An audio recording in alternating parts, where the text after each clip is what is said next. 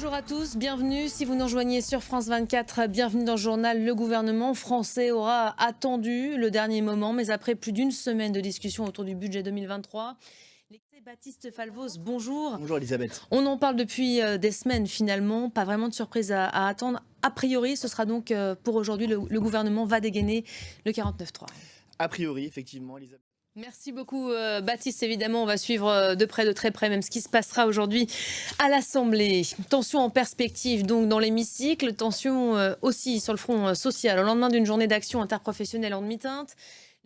Et dans le reste de l'actualité internationale, la situation en Ukraine, inhabituellement calme ce matin. Pas de frappe russe signalée, comme c'est le cas depuis une dizaine de jours. Depuis le 7 octobre, la Russie a effectivement frappé quotidiennement les infrastructures stratégiques du pays. Environ 30% des installations énergétiques sont hors service selon Kiev.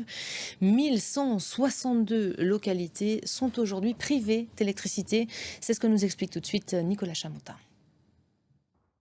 Face à cette contre-offensive ukrainienne, la Russie fait savoir qu'elle prévoit de faire évacuer plus de 50 000 civils. Un repli de Moscou annoncé dans plusieurs localités, à l'exception de Bakhmout, seule ville où les forces russes sont aujourd'hui l'avantage. C'est ce que nous expliquait tout à l'heure depuis Kiev notre correspondant Gulliver Craig.